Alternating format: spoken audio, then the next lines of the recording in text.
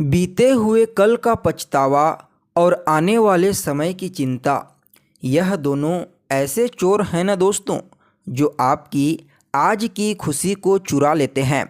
नमस्कार दोस्तों, मैं एस्ट्रोलॉजर वासुदेव मिश्रा आपका अपने चैनल मिरेकल ऑफ एस्ट्रोलॉजी में हार्दिक अभिनंदन करता हूं। दोस्तों, आज का यह ज्योतिष का कार्यक्रम आप लोगों के लिए, कर्क राशि वालों के लिए बहुत ही ज़्यादा महत्वपूर्ण कार्यक्रम साबित होने वाला है, क्योंकि दोस्तों आज के इस ज्योतिष के कार्यक्रम में हम आप लोगों को सूर्य देव के राशि परिवर्तन प्रभाव के बारे में बताने के लिए जा रहे हैं। जी हाँ दोस्तों, ग्रहों के सम्राट सूर्य महाराज अपनी नीच राशि तुला राशि को छोड़ करके अपने मित्र मंगल की साधारण सी राशि वृश्चिक राशि में ट्रांजिट कर चुके ने, यानी कि गोचर कर चुके ने, और आने वाले 16 दिसंबर तक इसी राशि में गोचर करते हुए आपको प्रभावित करेंगे।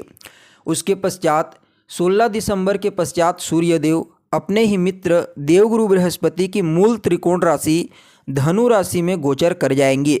तो ऐसे में दोस्तों आज के इस कार्यक्रम में हम आपको बताने के लिए आए हैं कि सूर्यदेव किस प्रकार से आपको वृश्चिक राशि में गोचर करते हुए प्रभावित करेंगे। इस समय किन किन बातों का आपको विशेष रूप से ख्याल रखना है, कहाँ कहाँ पर आपको लाभ की प्राप्ति होगी, और इस गोचर काल को अपने अनुकूल बनाने के लिए आपको कौन सा उपाय करना चाहिए, हर एक जानकारी बड़े विस्तार के साथ आज के इस कार्यक्रम में हम आपको बताएंगे। इसलिए आपकी जिम्मेदारी बनती है, अगर आप भी एक कर्क राशि के जातक हैं तो आज के इस ज्योतिष के कार्यक्रम को बिना मिस किए अंत तक देखिए। दोस्तों, यह जो ज्योतिष का कार्यक्रम है यह आपकी जन्म की राशि मतलब चंद्र राशि पर आधारित है। अगर आप अपनी चंद्र राशि नहीं जानते तो आपका जो नाम है उस राशि के पहले अक्षर के आधार पर समझ सकते हैं। तो देखिए दोस्तों, सूर्यदेव को ग्रहों में राजा कहा जाता है। सूर्यदेव हमारे जीवन में महत्वपूर्ण भूमिका निभाते हैं, क्योंकि सूर्यदेव को शास्त्र में मुख्य रूप से आत्मा का कारक ग्रह कहा गया है। लेकिन सूर्यदेव न सिर्फ आत्मा के कारक होते हैं, बल्कि हमारा शरीर जिस ढांचे के ऊपर टिका हुआ है तो वह क्या चीज़ है? हड्डी के कारक होते हैं। किस चीज़ से हम देख सकते हैं? आँखों से, तो आँखों के कारक होते हैं। सूर्यदेव आपके शरीर में रोग प्रतिरोधक क्षमता के कारक होते हैं।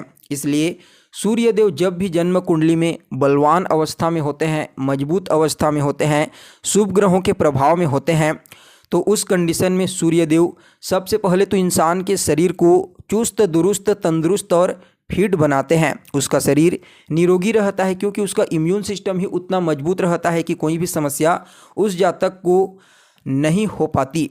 इसके अलावा सूर्यदेव समाज में मान सम्मान, पद प्रतिष्ठा और प्रसिद्धि के भी कारक हैं। तो जब जन्म कुंडली में बलवान होते हैं तो जातक को जीवन के हर क्षेत्र में मान सम्मान, पद प्रतिष्ठा और प्रसिद्धि की प्राप्ति होती है, और सफलता के भी कारक होते हैं। इसलिए किसी भी क्षेत्र में सफलता प्राप्त करने के लिए सूर्यदेव का जन्म कुंडली में बलवान होना बेहद ही आवश्यक माना जाता है। ठीक इसके विपरीत जब भी जन्म कुंडली में सूर्यदेव पीड़ित अवस्था में हो जाते हैं, कमज़ोर हो जाते हैं, तो उस कंडीशन में जातक को अपने जीवन में सफलता प्राप्त करने के लिए, मान सम्मान और प्रसिद्धि प्राप्त करने के लिए बहुत ही ज़्यादा संघर्ष करना पड़ता है। उसके बावजूद उस लेवल का मान सम्मान और प्रसिद्धि के साथ ही सफलता उस जातक को नहीं मिल पाता जो उसे मिलना चाहिए। इसलिए जन्म कुंडली में रह कर सूर्यदेव को बलवान बनाने का प्रयास करना चाहिए अगर कमज़ोर है तो दोस्तों देखिए, आप लोगों के लिए यानी कि कर्क राशि वालों के लिए सूर्यदेव का जो यह गोचर होगा यह आपकी राशि से पंचम स्थान पर होगा,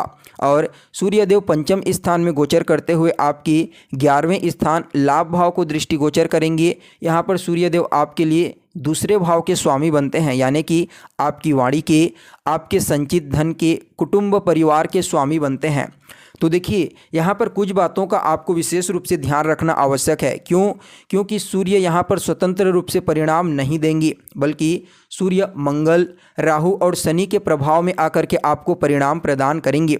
तो यहाँ पर सूर्य और मंगल की युति होगी, जिससे पराक्रम योग का निर्माण होगा। यह तो अच्छी है, लेकिन शनि और राहु की दृष्टि की वजह से सेहत में थोड़ी बहुत प्रॉब्लम देखने को मिल सकती है। समाज में मान सम्मान में हानि, नेत्रजन्य पीड़ा हड्डियों से संबंधित समस्या इस गोचर काल के दौरान आपको फेस करनी पड़ सकती है। इसलिए अपने खान पान का और रहन सहन का विशेष रूप से इस गोचर काल के दौरान ध्यान दीजिए।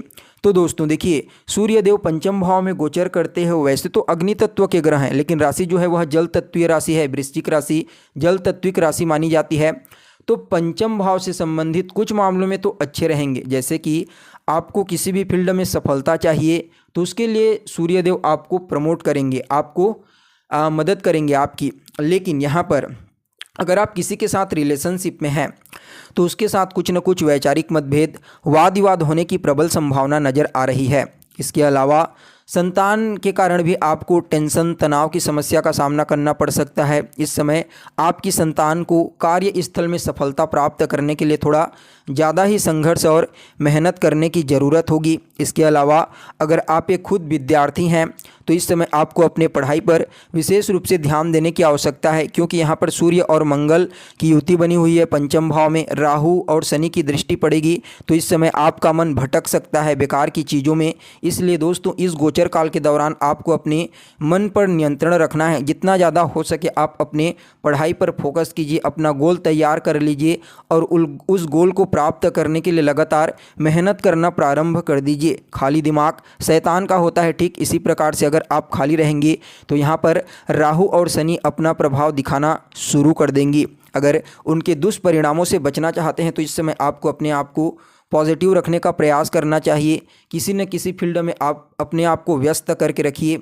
तो वहीं दोस्तों, जब पंचम भाव में सूर्यदेव का गोचर होगा तो यह कहीं ना कहीं आपके पूर्व के अच्छे कर्मों का परिणाम भी इस समय आपको देने का प्रयास करेंगे। लेकिन संतान कंसीव से संबंधित प्रॉब्लम हो सकती है। संतान कंसीव करना चाहते हैं तो सूर्य का यह गोचर काल उतना अनुकूल नहीं रहेगा।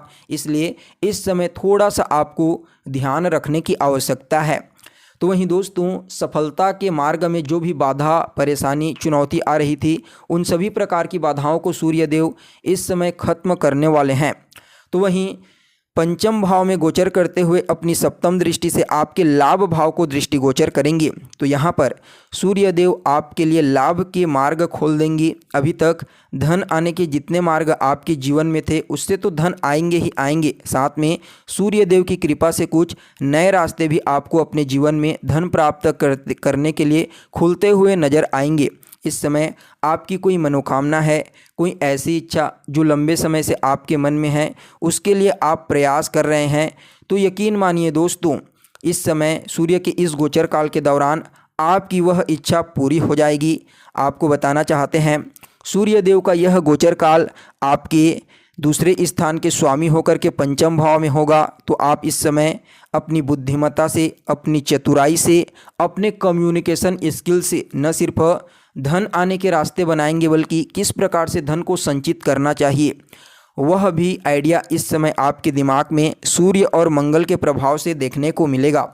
साथ ही कुटुंब परिवार के बीच में इस समय आपका जो बॉन्डिंग है, रिश्ता, वह भी काफ़ी हद तक मजबूत हो जाएगा। साथ ही साथ इस समय आप अपनी बुद्धिमानी से आपसी सामंजस्य स्थापित करने में कामयाब रहेंगे। पैतृक संपत्ति को लेकर के कोई समस्या चल रही थी तो वह समस्या दूर हो जाएगी। इसके अलावा दोस्तों, सूर्यदेव का आपको पूर्ण रूप से प्रभाव यहाँ पर 3 जगह से देखने को मिलेगा, पंचम, लाभ और दूसरे स्थान से। तो लाभ के अधिपति होकर के धन के अधिपति होकर के लाभ भाव को दृष्टिगोचर करेंगे, तो यह आपके लिए महाधनी योग का निर्माण करेंगे। यानी कि धन के मामले में सूर्यदेव का यह गोचर काल आपके लिए अत्यंत ही श्रेष्ठ साबित होगा। इस समय धन आपका कहीं पर रुका हुआ है तो वह धन भी आपको प्राप्त हो सकता है। साथ ही साथ जीवन में धन कमाने के लिए आपके नए रास्ते खुल जाएंगे। जिस भी फील्ड में आप कार्य करते हैं वहाँ पर आपको विशेष रूप से इस समय लाभ की प्राप्ति होगी। लेकिन दोस्तों, कुछ और बातों का आपको यहाँ पर ध्यान रखने की आवश्यकता है। राहु और शनि की दृष्टि सूर्य और मंगल के ऊपर पड़ेगी।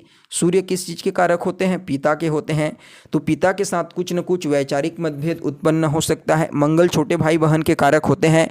तो छोटे भाई बहनों के साथ भी छोटी मोटी वाद विवाद या फिर वैचारिक मतभेद होने की संभावना यहाँ पर नज़र आ रही है। पिता की सेहत में, छोटे भाई बहनों की सेहत में भी कुछ न कुछ छोटी मोटी गिरावट भी अवश्य इस गोचर काल के दौरान देखने को मिलेगी। अगर आपकी कुंडली में ग्रहों की स्थिति कमज़ोर हुई और आपके रिलेशनशिप में जितने लोग हैं उनकी कुंडली में ग्रहों की स्थिति कमज़ोर हुई तब, लेकिन अगर उनकी कुंडली में ग्रहों की स्थिति मजबूत है, आपकी कुंडली में ग्रहों की स्थिति मजबूत है, तो भूल जाइए इन सब चीज़ों को, कोई नकारात्मक परिणाम आपको नहीं मिलेगा। ओवरऑल धन के मामले में यह गोचर काल आपके लिए अच्छा रहेगा।